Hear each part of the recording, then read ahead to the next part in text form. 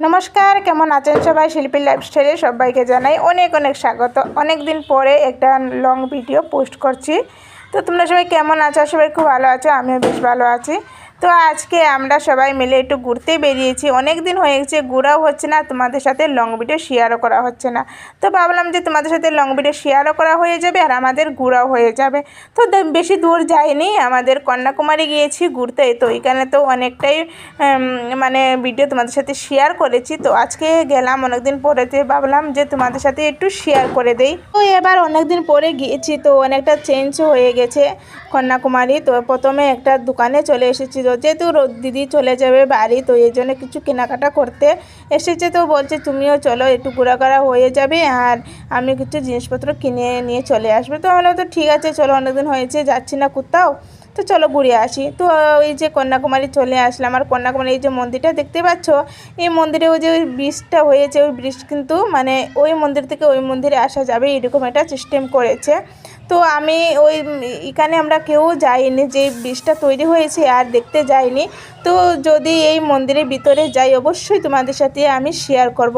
আর কত লোকজন হয়েছে দেখতে পাচ্ছ, আমরা তো সানডেতে গিয়েছিলাম জানো। তো এখানে অনেক লোক হয়েছে, তো ভীষণই ভালো লাগছে সমুদ্রের পাড়ে এসে।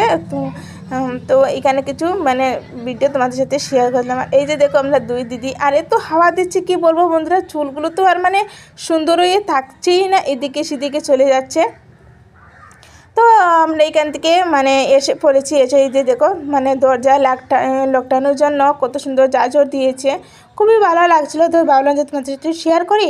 আর এখানে অনেক কিছু খাওয়ারও আছে, তো এখানেও মানে আম ফুচকা অনেক কিছু আছে। যাই হোক, তো এগুলো আমরা মানে খাওয়া দাওয়া হলো না, তো আমরা এবার চলে যাচ্ছি অন্যদিকে। তো আমরা যেহেতু মানে একটু লেটেই এসেছিলাম, তো রাতও হয়ে যাচ্ছে, তো আমরা হলাম তো অনেক তো ঘোরাঘোরা হলো, তো চলো আমরা মানে চলে যাই। দেখো দিদি দেখো সামনে চলে যাচ্ছে। তো কি বলবো বন্ধুরা, অনেক সুন্দর কিন্তু জায়গাটা করেছে, মানে অসাধারণ জায়গাটা।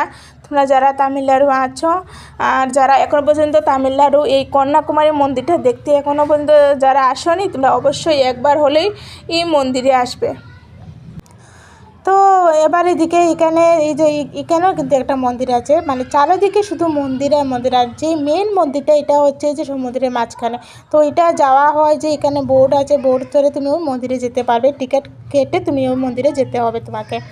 তো আমরা আজকে আর গেলাম না মন্দিরে, অন্যদিন যদি যাই ওই মন্দিরে অবশ্যই বন্ধুরা তোমাদের সাথে শেয়ার করব।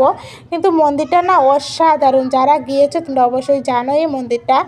তো আমরা এখান থেকে কিছু কেনাকাটা করে, দিদি কেনাকাটা করেছে, আমিও